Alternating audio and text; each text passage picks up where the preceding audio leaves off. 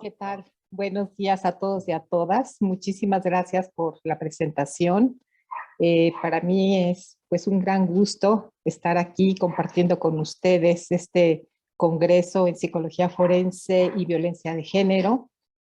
Agradecer el ser tomada en cuenta por parte de Consultoría en Psicología Forense y Clínica, particularmente a los maestros Claudia Villascán y el maestro Kevin Vega, a todo su equipo organizador por esta excelente organización, a ustedes también, a los congresistas que están aquí escuchando nuestras ponencias. Y bueno, pues voy a compartir con ustedes un tema sumamente relevante para la psicología forense y particularmente para la violencia de género, que en general ha sido poco estudiado, poco abordado de una manera genérica, como debería de hacerse, y voy a hablarles sobre propiamente la evaluación de la credibilidad en la víctima de violencia de género, como ya nos introducía eh, la maestra Arias hace un momento. Déjenme ver, aquí estoy tratando de, ya pueden ver mi pantalla, ¿verdad? Sí, maestra. Perfecto, muy bien. Bueno, pues vamos a hablar sobre este tema, que es un tema sumamente relevante para la psicología forense, dado que, como ya lo introducía la maestra, ¿no? La violencia de género, pues es una violencia que ocurre en distintos contextos, también en distintos grupos etarios, ¿no? No nada más es propia de las mujeres, sino que la violencia de género empieza desde los niños, desde las niñas en particular, ¿no? Las niñas, las adolescentes, las mujeres son víctimas de estos tipos de violencias, ¿no? Por su condición de mujer. En todos estos casos, ¿no? Vemos que el análisis del relato que hace la víctima de violencia por razón de género representa su primera aproximación para el estudio y conocimiento del evento que haya vivido. En este sentido, el estudio sobre el relato, sobre el testimonio de esta situación que haya vivido, ¿no? Pues es sumamente importante, ¿no? Analizarla, no nada más para poder determinar sus características en torno a su veracidad, sino también para darle, sobre todo, ¿no? Una mayor validación a la experiencia que esta persona hubiera vivido. En ocasiones, si bien esta denuncia puede iniciar todo el proceso judicial que conlleva el dictar una serie de medidas iniciales de protección a la víctima, justificar la salida del domicilio conyugal del agresor, nuestro agresor. Sabemos que la violencia de género ocurre principalmente entre personas allegadas, miembros de la propia familia, en donde también se pueden dictar medidas coercitivas hacia el presunto agresor, ¿no? Esto también se encuentra contemplado en la Ley de Acceso de las Mujeres a una Vida Libre de Violencia desde el 2007, en donde pues se prevé, ¿no? Que niñas desde los 12 años aquí en la Ciudad de México, bueno, aquí en México en general, es una ley federal, se puedan solicitar este tipo de medidas y puedan ser otorgadas a las mujeres, ¿no? Pero lo cierto es que en muchos casos, por el carácter íntimo y privado de este tipo de violencia, no acostumbra ser una prueba suficiente y se requiere en muchas ocasiones de ser acompañada de otras pruebas que no solamente le aporten un mayor valor probatorio, sino que sustenten, comprueben o puedan en un momento dado confirmar que este testimonio está basado propiamente en hechos reales. Sobre todo porque con frecuencia este testimonio puede ser reiteradamente cuestionado en las salas de justicia, poniendo en duda diversos móviles o intereses de la víctima o de la denunciante, tales como lograr la custodia de los hijos por venganzas, por resentimientos, por distintas situaciones, por solicitar una pensión alimenticia, ¿no? Por querer justificar y hasta ciertas infidelidades, etcétera. Y todo esto pues nos coloca en un papel donde es muy importante el que nosotros podamos realizar este estudio, evaluación o análisis de la credibilidad del relato en la víctima. Sabemos que en los distintos protocolos de evaluación psicológica forense en general que existen, no nada más los que existen relacionados con la evaluación de niños, niñas y adolescentes, que han cobrado por su naturaleza una importancia, por lo menos aquí en México, muy digamos, visible, ¿no? Tanto en la Suprema Corte de Justicia, donde ya se ha hablado mucho de cómo debe de llevarse estos lineamientos de evaluación psicológica en el caso de niños, sino también en el caso de adultos y de personas que se someten a la evaluación psicológica en el medio forense, y en donde se subraya la importancia del análisis de la credibilidad de la entrevista, del relato de la persona. Pero este análisis se ha visto principalmente y tradicionalmente enfocado a las víctimas de agresiones sexuales, ¿sí? Y de una manera más reciente, más o menos a partir del 2005-2006, también aplicado a los casos de violencia de género como una parte esencial y muy importante de su valoración.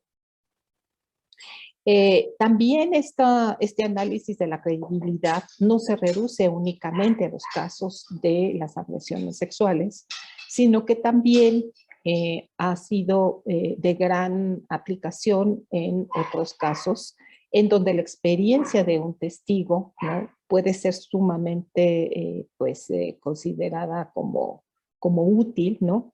En los casos en que, por ejemplo, se pide la presencia o el análisis del testimonio en testigos presenciales, el reconocimiento de personas en ruedas de identificación, en otros casos como son en violencia, en accidentes de tráfico. Y en estos casos también existen una serie de protocolos que se utilizan para analizar, pues, si las personas están influenciadas, ¿no?, por algunos factores que pueden estar afectando bien el reconocimiento de personas, bien la aportación de sus propios testimonios respecto de haber estado presentes frente a un hecho que se está juzgando, y directamente también en estas víctimas, ¿no? Entonces vemos que la psicología del testimonio es una disciplina sumamente compleja.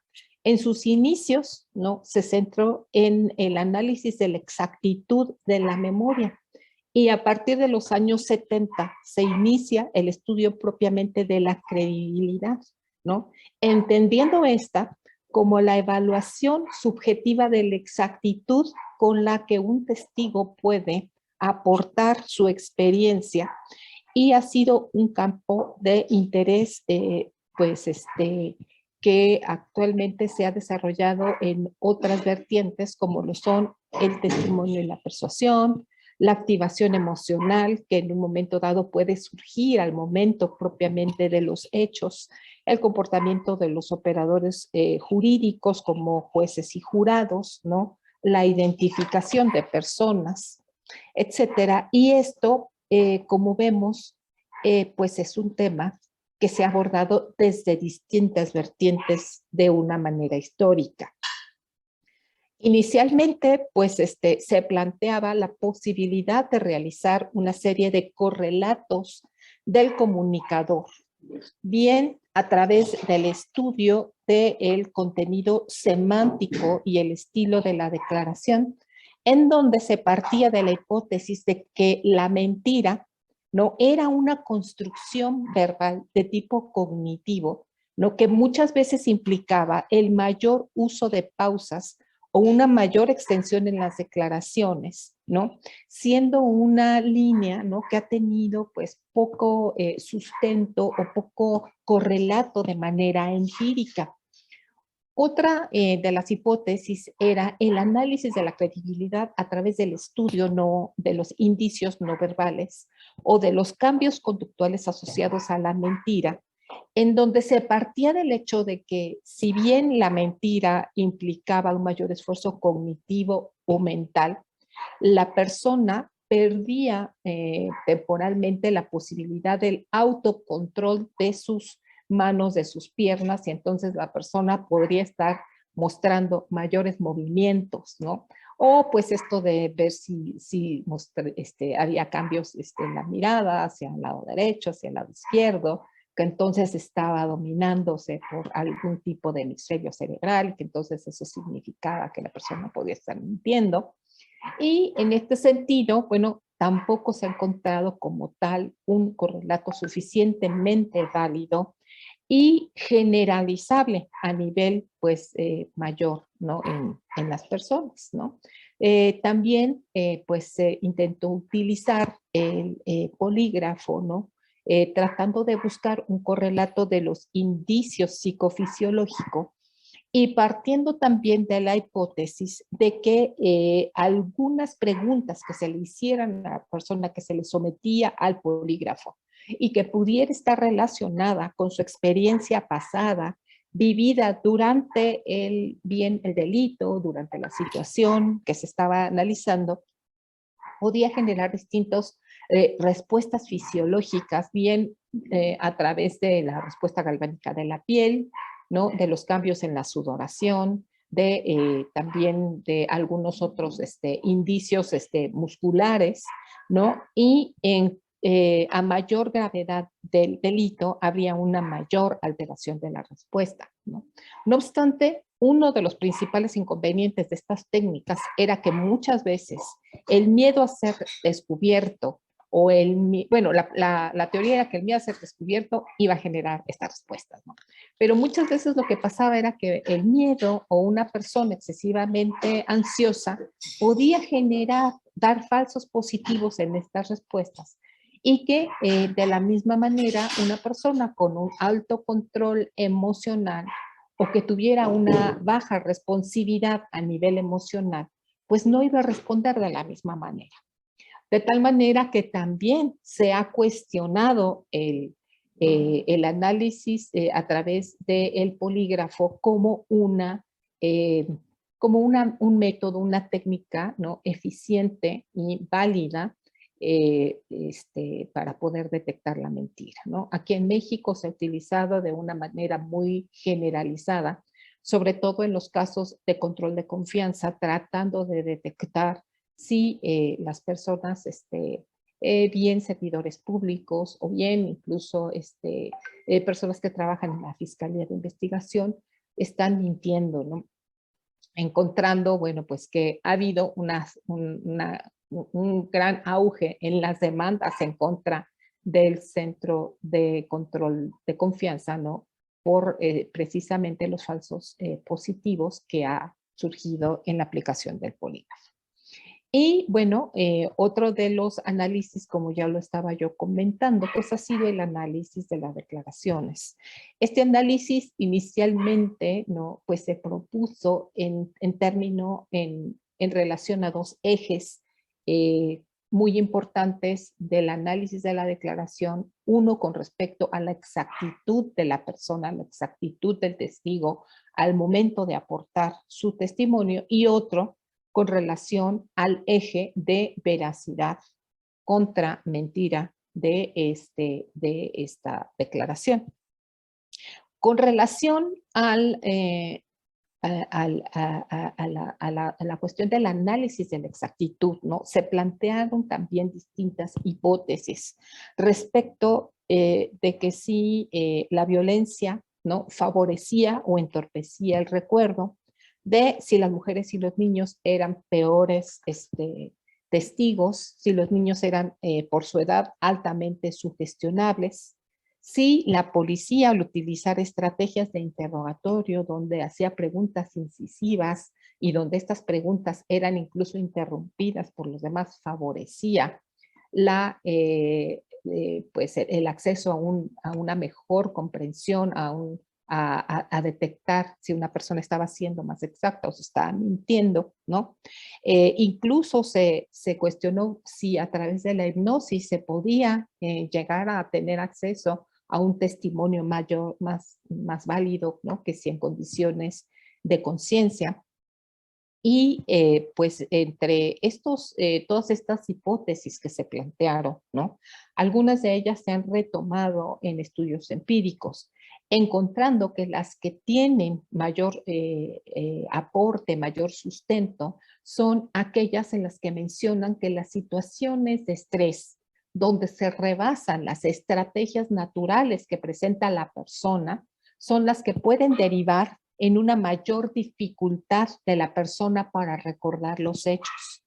Se requiere de un nivel de estrés necesario para que la persona pueda poner atención a ciertos elementos que pueden estar en un momento dado poniendo en riesgo su vida, su integridad, o que bien se está percatando de que está siendo víctima de un suceso de carácter violento. Esta situación se llama activación emocional, que también se ha estudiado sobre cuál deben de ser, digamos, la necesidad de esta activación hasta cierto nivel que permita echar a andar estos mecanismos de carácter cognitivo y que favorezcan que la persona ponga una mayor atención a los detalles de tipo sensoperceptual y contextual. Lo que sabemos es que las tareas complejas con un nivel moderado de estrés pueden mejorar el recuerdo, porque la persona está menos habituada, obviamente, a este tipo de situaciones y entonces implica que se requieran mayores esfuerzos cognitivos para poder tener acceso a esta información y por eso puede influir en la posibilidad de tener mayores posibilidades de acceder a los recuerdos. Otra de las vertientes en las cuales se ha tratado de estudiar la credibilidad son las técnicas neurocientíficas, ¿no? Las técnicas neurocientíficas se han utilizado para la detección de la mentira en función de que sabemos que cada vez que recordamos vamos modificando la memoria, ¿no? Se tiene el mito de que la memoria puede ser como una cinta de estos cassettes que existían antes, ¿no? En donde se iba grabando, ¿no? Toda la experiencia. No obstante, sabemos que la memoria no es así. Nosotros no podemos rebobinar la experiencia y en un momento dado poderla reproducir, ¿no? Como la vivimos, ¿no? Lo cierto es que la memoria es reconstructiva, ¿no? En este sentido es una de las habilidades o una de las facultades menos fiable que tenemos a nivel cognitivo. ¿Por qué? Porque se ve afectada por una serie de factores tanto internos como externos en el sujeto, ¿no? A nivel interno, tanto la edad, el nivel de desarrollo, los procesos cognitivos, los conocimientos que vamos adquiriendo, el sentido que se le da a la experiencia, la relevancia que va a cobrar la experiencia en la vida de la persona, o bien la lectura, el afrontamiento, o la manera como esta experiencia se puede integrar al cúmulo de experiencias de la persona va a modificar el sentido que puede llegar a tener, ¿no? De tal manera que pues, ¿cómo podemos distinguir entre un testigo que dice la verdad, uno que miente, uno que tiene déficits en su memoria, uno que posee sesgos cognitivos en su percepción o en su procesamiento de la información? Ante estas preguntas, ¿no? Las neurociencias, en su vertiente de investigación, ha tratado de dar respuesta a través de diversos mecanismos, a través de diversas propuestas que se han enfocado a poder detectar, ¿no? Si existen indicadores a nivel cerebral que puedan llevarnos a detectar si la persona está realmente exponiendo una experiencia vivida o bien si el mayor tiempo a nivel de tiempos de reacción o a nivel de procesamiento cerebral de los potenciales de acción pueden estar indicando que la persona está mintiendo o está diciendo la verdad. Entonces, para poder llegar a estas conclusiones, pues se han utilizado mecanismos como la colocación de una banda en sensores para detectar el metabolismo cerebral de la corteza prefrontal, que sabemos en la corteza prefrontal es el centro ejecutor rector de toma de decisiones, en el cual pues, pues es una área, ¿no?, de asociación múltiple, donde se generan las respuestas, están, digamos, integradas las funciones psicológicas. Y bueno, pues con esta banda alrededor de la frente, su función era detectar cuando una persona tomaba la decisión de mentir. Otra técnica son las imágenes termales en las que se utiliza una banda que detecta el incremento de la irrigación sanguínea alrededor de los ojos, dado que en esta parte se encuentra la corteza, la parte de la corteza frontal órbito-medial, en la que también se procesa la parte emocional y la toma de decisiones desde el punto de vista de las emociones. Y cuando las personas mienten, absorben más calor alrededor de los ojos que cuando dicen la verdad. O también se ha tratado de utilizar la resonancia magnética funcional al encontrarse un incremento en el metabolismo cerebral en las áreas del cíngulo anterior, que es la que está más relacionada con el procesamiento de todos los procesos verbales, sociales, perdón, lo que sería el análisis, el procesamiento y la toma de decisiones sociales, y que también se encuentra involucrado en las emociones y en la resolución de los conflictos. Otra técnica son las huellas digitales cerebrales, que consisten en colocar una gorra para hacer un registro del electroencefalograma, y cuando el sujeto reconoce la información y miente, se genera una onda P300 que representa que en los 300 milisegundos, ¿no?, puede estar tomando una decisión, y esto propiamente se relaciona con la memoria autobiográfica. También existe el test de asociación autobiográfica implícita, que consiste en una tarea de categorización computarizada para evaluar cuál de dos estímulos contrastantes a eventos autobiográficos es verdadero para el individuo, con un tiempo de reacción más rápido cuando la respuesta es la verdadera. Y hasta el momento, estos pues son una serie de mecanismos que se han tratado de utilizar para relacionar a nivel neurocientífico, ¿no?, el estilo de respuesta de las personas, y asociarlos con la posibilidad de dar una respuesta veraz, ¿no?, en comparación con una respuesta de mentira. Sin embargo, estos mecanismos no han tenido como tal una aplicación propiamente forense, sino que únicamente se han dado a nivel de investigación. Lo que sí es cierto es que los métodos del análisis del contenido de la declaración, que como ya mencioné, se han venido estudiando y desarrollando y sometiendo a una serie de análisis y de investigación, se han venido desarrollando aproximadamente desde finales de los 70, los 80, los 90, pues se han enfocado en el estudio de la memoria a 3 niveles.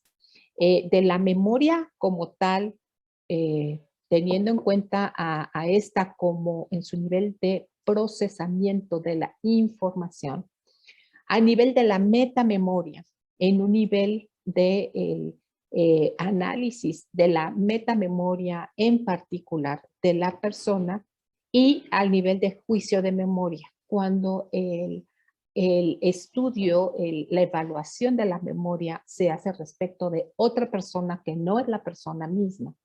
Y esto se ha venido aplicando a una serie de situaciones diversas. Por ejemplo, a nivel de la memoria, se ha estudiado el procesamiento de la información, y esto se ha aplicado en la identificación y recuerdo de los sucesos, y se va valorado la exactitud, la identificación de personas y de los sucesos. A un nivel de metamemoria, que es cuando la persona va a hacer la evaluación de sus propios procesos de memoria, es cuando se valora la exactitud de la prueba en una prueba testimonial. Cuando una persona va a dar el relato de una experiencia que esta persona experimentó y que por lo tanto va a ser testigo presencial.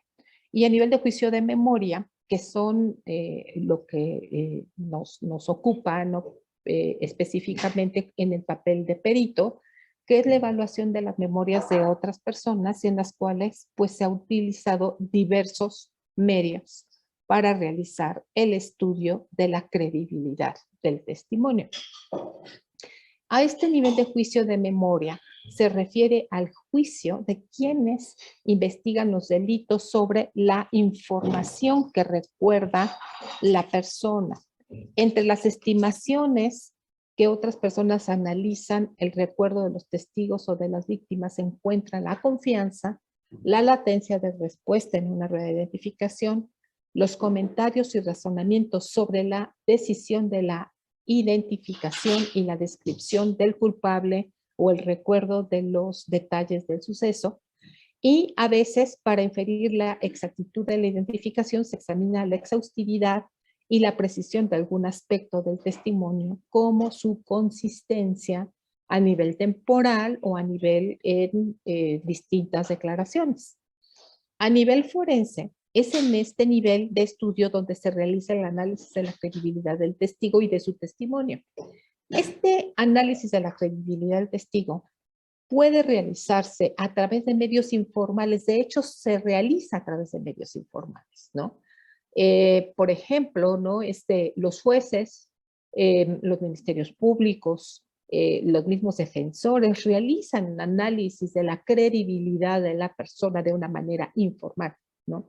Con un modelo subjetivo, un modelo social, ¿no? Pero también existen modelos formales del análisis de la credibilidad, que son modelos más objetivos o científicos, y en diversos actores, no nada más en testigos y víctimas, sino también actualmente se ha ampliado, ¿no? En autoridades judiciales, jueces, fiscales, defensores, peritos e incluso el público.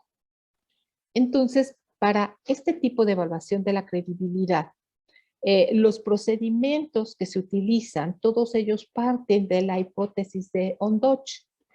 Él propone que la memoria que se experimenta, la memoria de una experiencia vivida, difiere en contenido y calidad de una memoria de lo no experimentado que haya sido inventada o bien imaginada.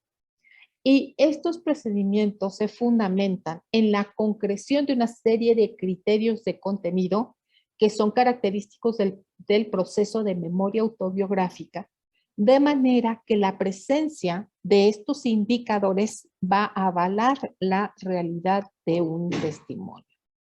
Entre los métodos del contenido, del análisis del contenido de la declaración con amplio apoyo teórico se encuentra el Reality Monitoring, ¿no? Quien en su versión ampliada considera que las memorias de lo real y de lo imaginado van a variar en una serie de rasgos, ya que poseen un origen externo, es decir, que están basadas en la observación del sujeto y que pueden presentar mayor cantidad de información sensorial, más detalles contextuales y menos referencias a procesos cognitivos que las que son de origen interno, es decir, de las que son imaginadas o bien de las que pueden ser incluso influidas, ¿no? Y ya por la doctora Elizabeth Loftus sabemos que también las memorias pueden tener una implantación o ser incluso recuerdos falsos que pueden ser evocados y que podrían tener esta misma naturaleza.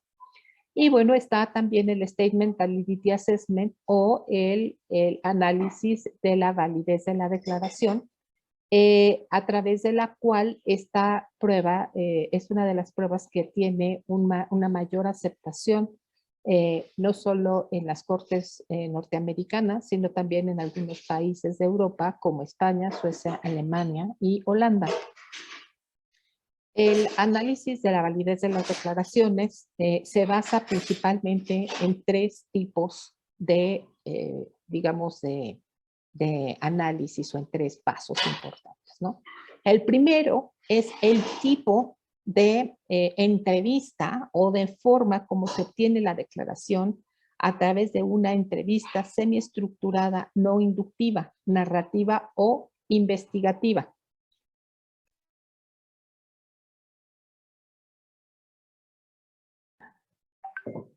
Entonces, este tipo de entrevista narrativa o investigativa se puede derivar algunas de las hipótesis propuestas por Raskin y Splin, que son 4 hipótesis importantes, las cuales estas 4 hipótesis tendrían, bueno, las 3 hipótesis principales tendrían que descartarse para llegar a la hipótesis de la verdad.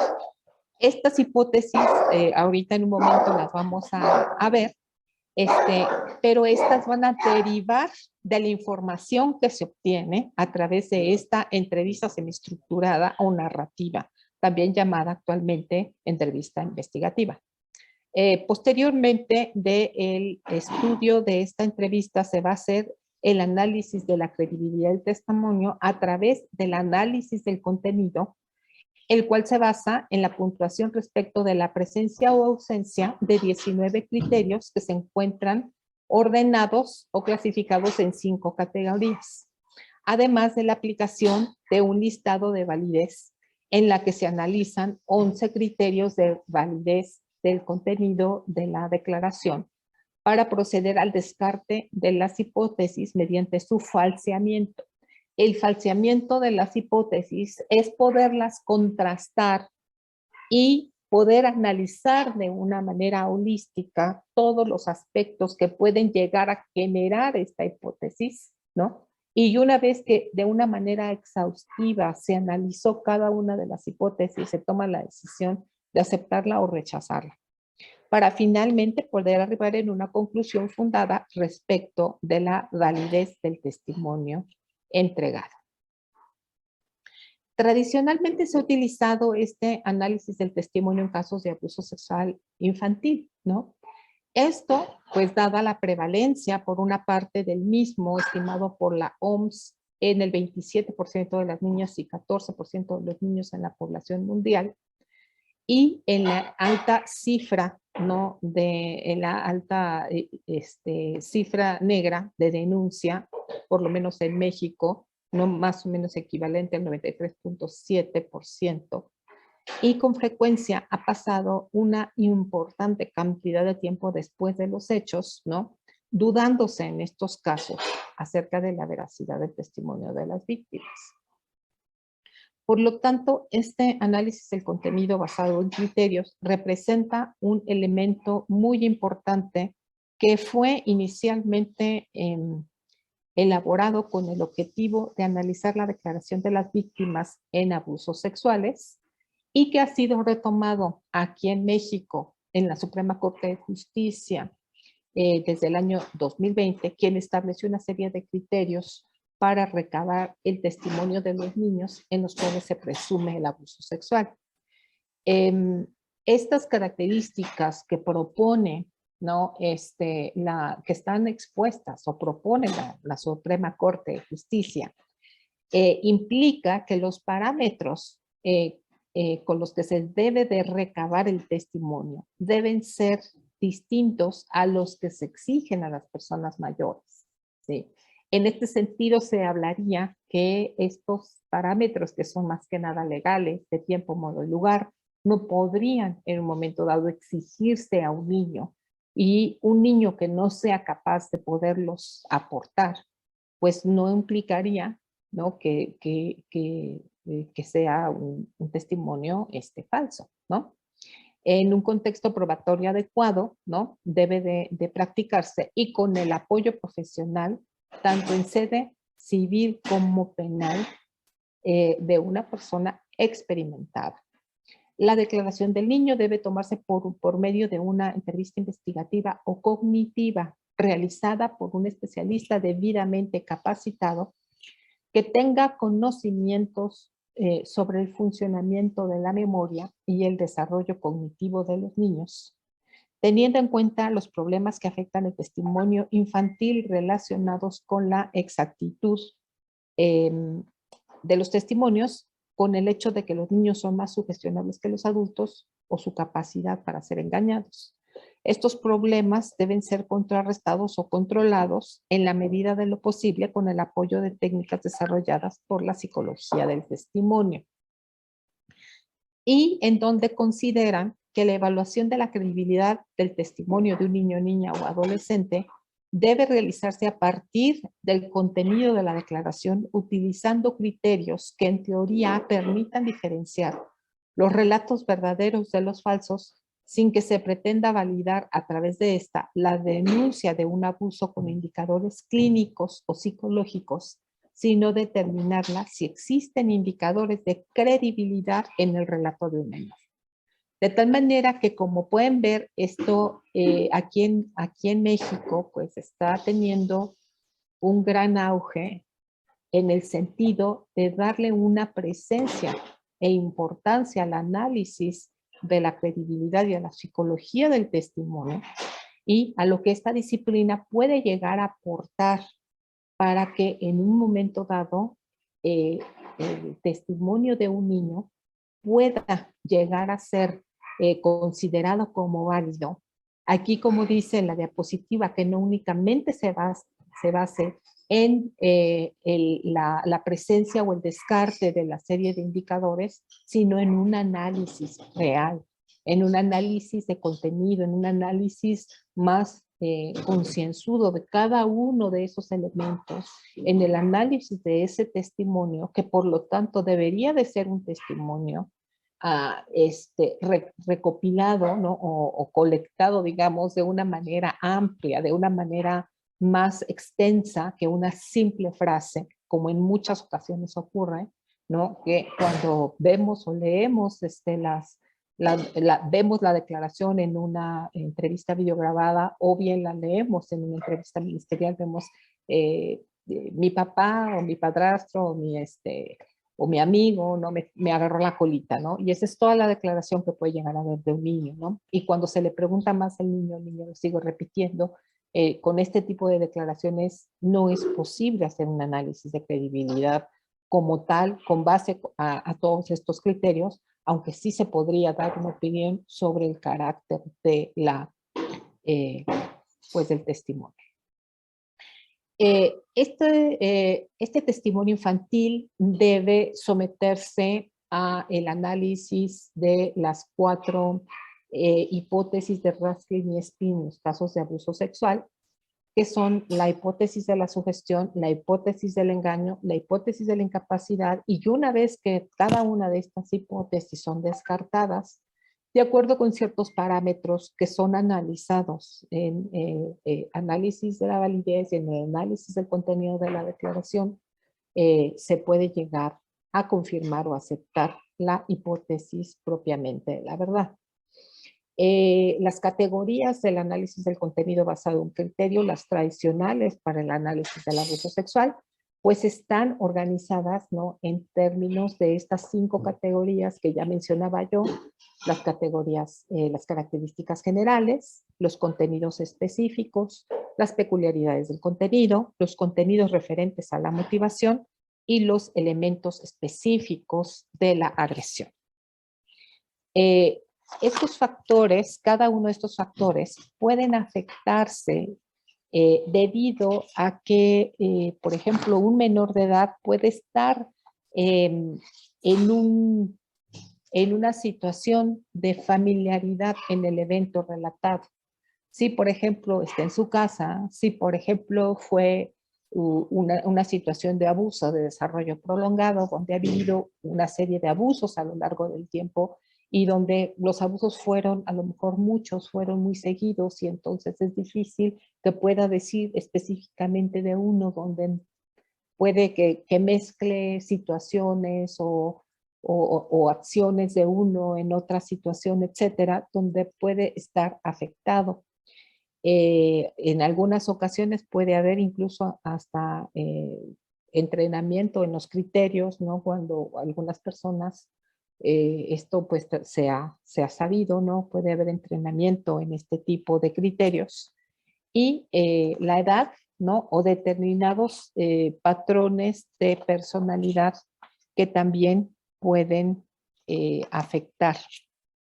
No, sabemos que la edad de una manera pues muy genérica puede también llegar a afectarse y el nivel de abordaje tendría que ser distinto en cada una de las personas, ¿no? Así como también los factores que pueden llegar a puntuarse, pueden llegar a ser diferenciales dependiendo de la edad de las personas, ¿no? Se ha cuestionado si en otros casos, ¿no? En casos, en otras poblaciones diversas a la infantil, estas técnicas puedan llegar a utilizarse, ¿no? En algunos, incluso ha habido algunas personas que comentan que no es posible porque esta técnica se elaboró específicamente para el análisis de las víctimas de abuso sexual infantil y que por lo tanto no podría utilizarse en adultos, ¿no? Y entonces se sometió a este análisis, ¿no?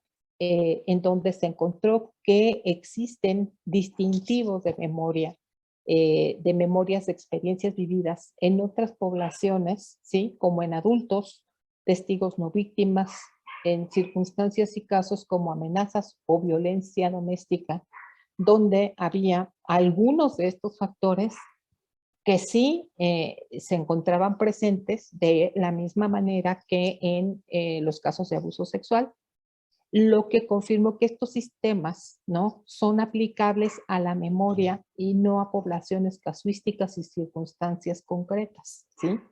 Específicamente, Arce Fariña y Vilariño en el 2010 hallaron que los criterios del CDCA eran poco efectivos como tal en este esquema que les acabo yo de presentar, el esquema tradicional, en la discriminación entre casos reales e inventados de violencia de género, al no alcanzar los 14 puntos, los 14 de 19, ¿no? Puntos o más de los criterios necesarios por el CDCA para garantizar que una declaración estaba basada en hechos vividos. Y entonces Arce y Fariña crearon un sistema categorial metódico para la violencia de género a través de un análisis interjueces, del análisis se integra una serie de categorías de factores que han estado recurrentemente siendo, digamos, teniendo evidencia de que se relacionan con la presencia de violencia de género y redefinieron las categorías del CDCA original quedando de la siguiente manera. En los casos de violencia de género, entonces las categorías, las características generales, ¿no? Van a quedar integrados, ¿no? A través del análisis de la estructura lógica, de la elaboración estructurada, la cantidad de detalles y la concreción, siendo los más representativos de la violencia de género, la elaboración inestructurada, la cantidad de detalles y la concreción. En el caso de los contenidos específicos, está el engranaje contextual, la descripción de interacciones, la reproducción de conversaciones, siendo el más característico en el caso de la violencia, las complicaciones inesperadas, la información perceptual y las operaciones cognitivas. En las peculiaridades del contenido estarían los detalles inusuales, los detalles superfluos, la comprensión de detalles relatados con precisión, siendo lo más, digamos, representativo la originalidad de las expresiones, las asociaciones externas relacionadas, el relato del estado mental subjetivo, la atribución del estado mental del autor del delito. Y con respecto a los contenidos referentes a la motivación, las correcciones espontáneas, la admisión de falta de memoria, el plantear dudas sobre el propio testimonio, la autodesaprobación y el perdón al autor del delito.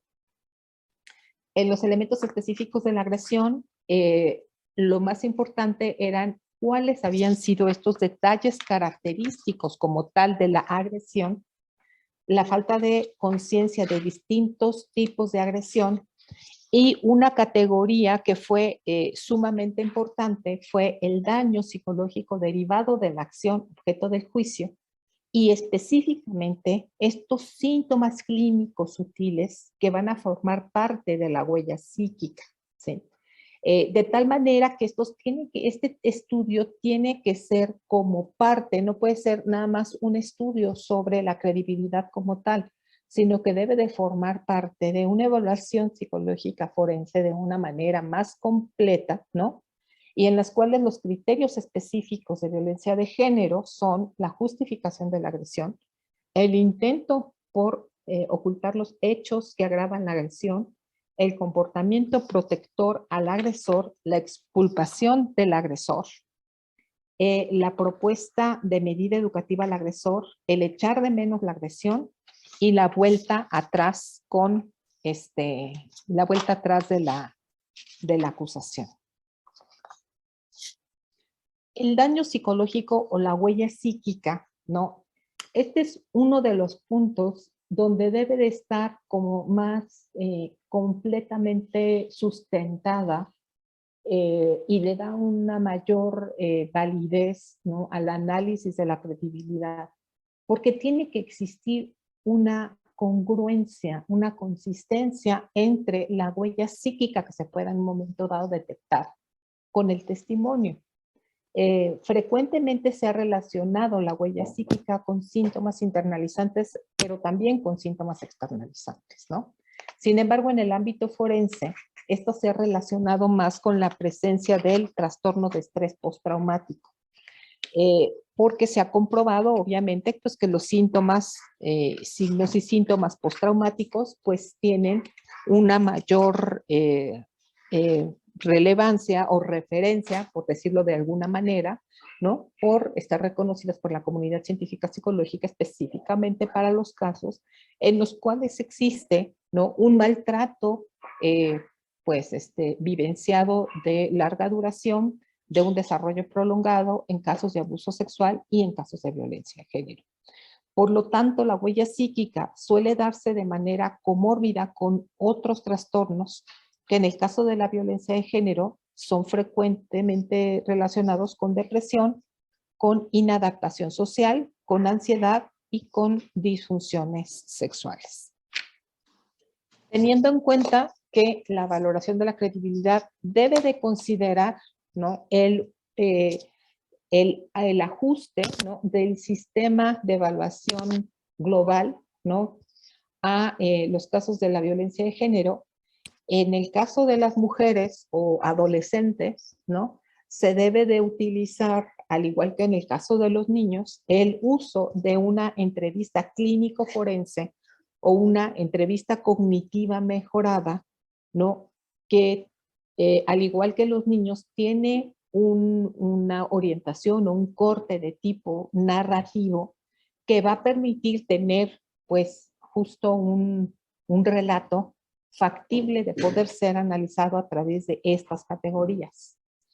Es necesario, imprescindible, el diagnóstico diferencial de la simulación, teniendo en cuenta el análisis de todos estos indicadores, ¿no?, que van a permitirnos observar una discrepancia entre los síntomas que pueden ser aportados, la naturaleza o características de esos síntomas, contra lo que nosotros podemos observar en un estudio o en una serie de pruebas psicométricas, así como el establecimiento de una relación causal en cada síntoma, ¿no?, que nos esté que esté experimentando la persona y que nos esté comentando, para poder detectar a partir de cuándo o de qué momento estos síntomas pudieran haber estado presentes.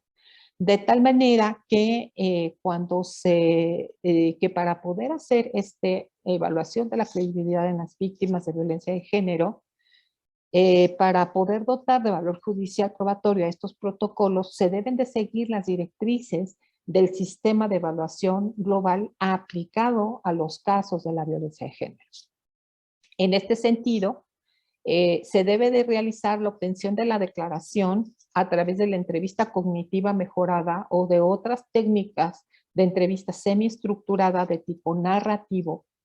La repetición de la declaración con la finalidad, esto sería al finalizar la evaluación propiamente, pero esto sería con la finalidad de obtener una consistencia temporal.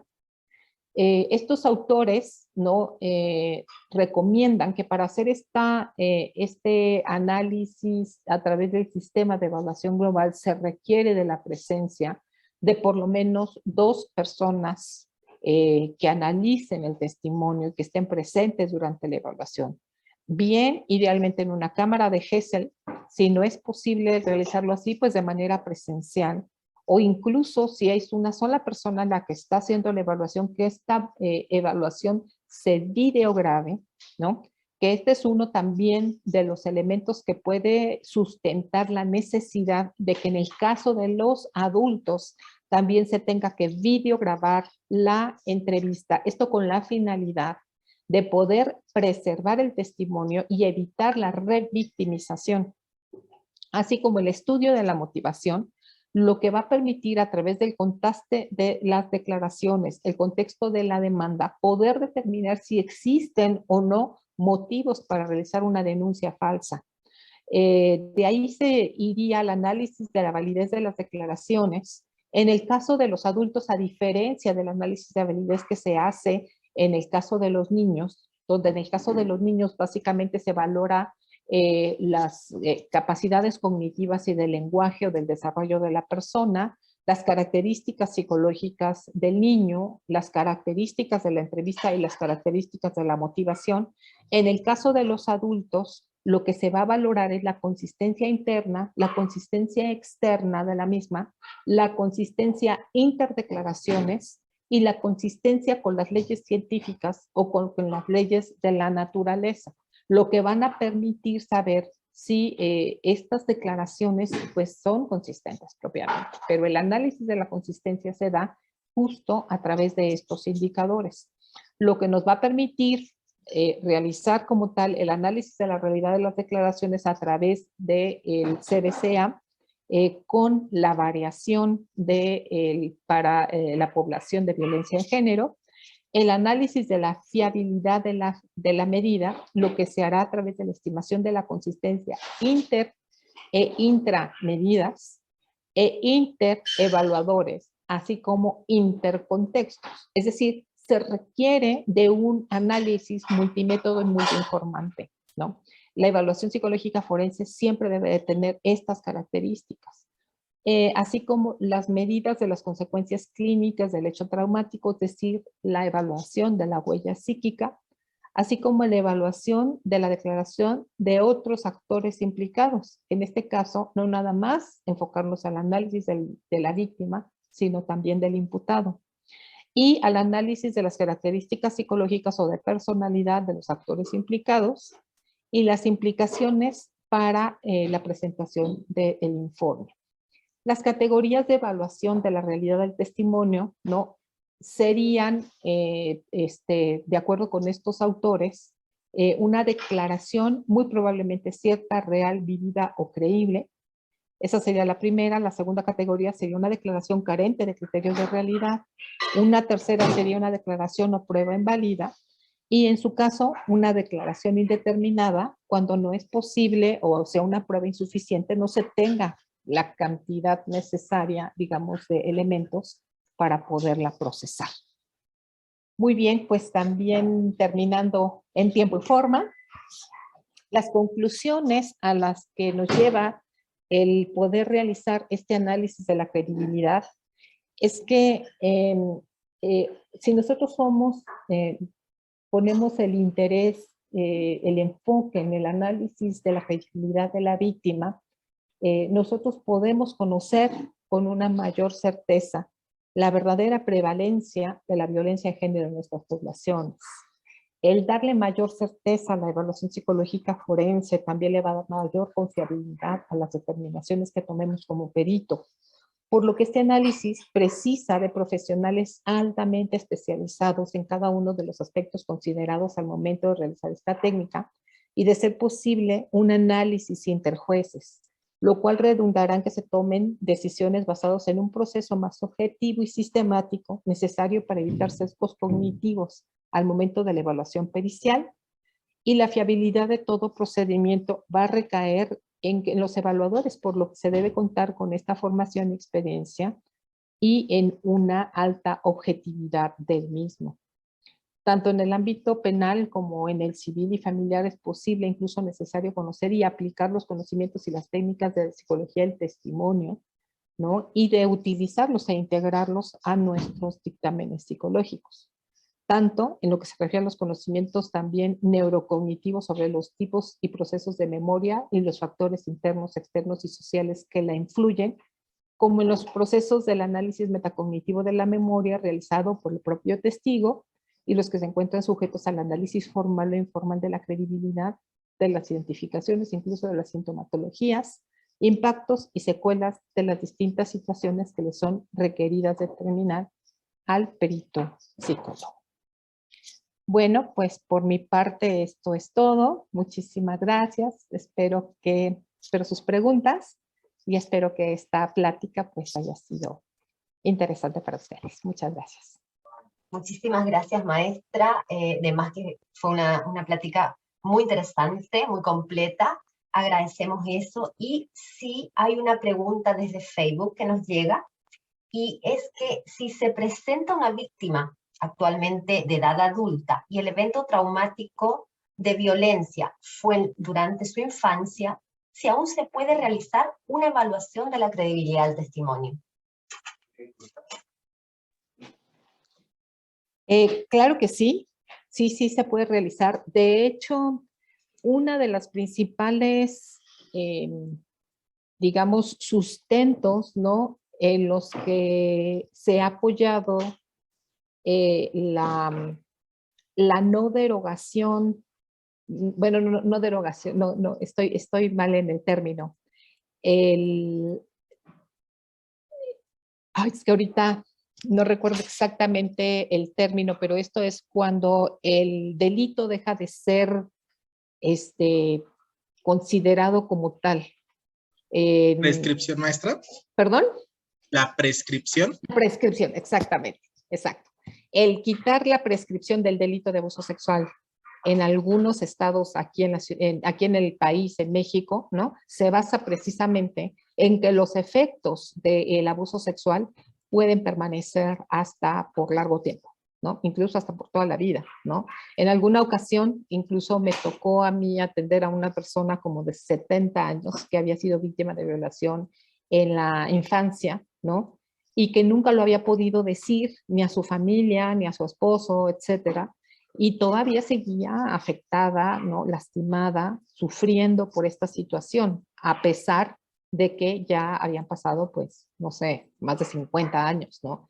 En otros procesos en los que hemos intervenido, en víctimas, por ejemplo, de agresiones sexuales por parte de la Iglesia Católica, pues también hemos visto que las víctimas, a pesar del tiempo que ha pasado, ¿no?, siguen teniendo estos síntomas, ¿no? La experiencia, a pesar de ser reconstruida, de poderse modificar, ¿no?, por los factores que pues hemos descrito, que he descrito en esta presentación y que pueden en un momento dado influir, ¿no?, en el análisis, ¿no?, pues lo que pueden permitir en los casos reales es dar una mayor concreción, ¿no?, o una mayor especificidad de lo que ocurrió y también poder determinar, ¿no?, y también decir, ¿no?, hay algunos detalles que no los recuerdo, hay algunas cosas que estoy a lo mejor llenando un vacío que yo tengo acá, donde no me acuerdo exactamente,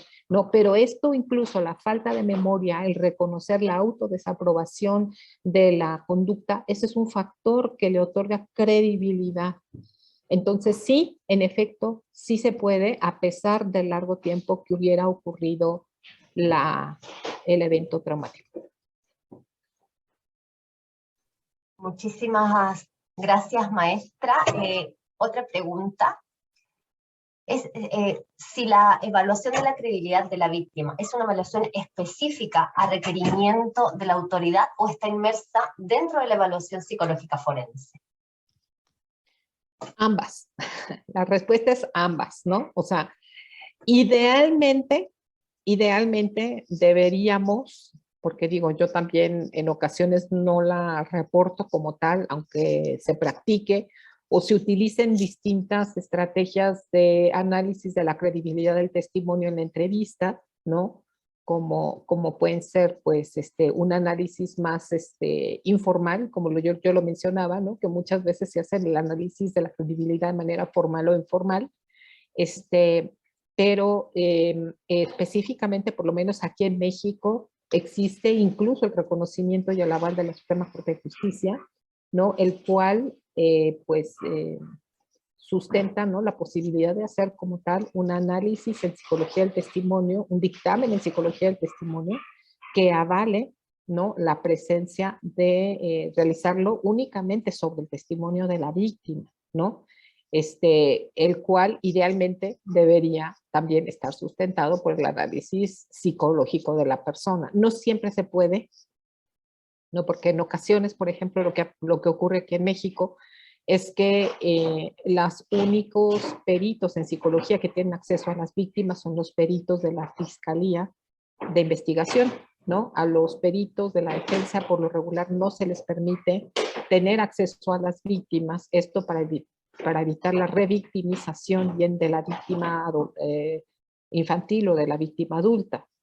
Y en estas ocasiones, cuando no se tiene acceso a la víctima directa, se puede tener acceso bien a la entrevista, bien a las declaraciones, a través de sus entrevistas ministeriales que pueden estar grabadas o por escrito, y entonces se realiza pues con los materiales que se tienen, ¿no? Que esto también, bueno, pues ha sido un motivo de discusiones científicas y profesionales entre diversas personas.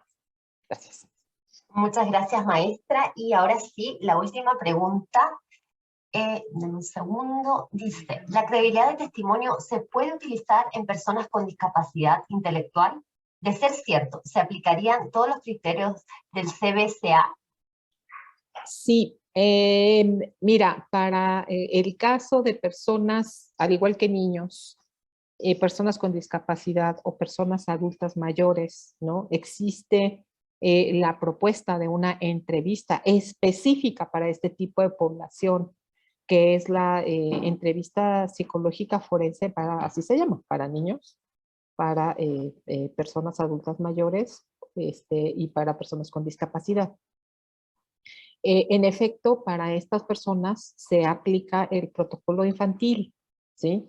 En el caso de los abusos sexuales, ¿no? O bueno, depende del tipo de caso, ¿no? Si es un adulto mayor. Pero sí se aplica el protocolo infantil de la misma manera, pero sobre todo, ¿no? Aquí lo que va a cambiar es el tipo de entrevista con el cual se van a recabar la información. Sí. Y del tipo de discapacidad y también del nivel de discapacidad, ¿no? Porque a veces, pues es también un poco complejo, pero sí, también hay sustento en estas poblaciones. Muchísimas gracias, maestra. A los compañeros que nos están escribiendo en el chat, la maestra seguirá respondiendo algunas preguntas que quedan pendientes en el chat. Agradecemos, maestra.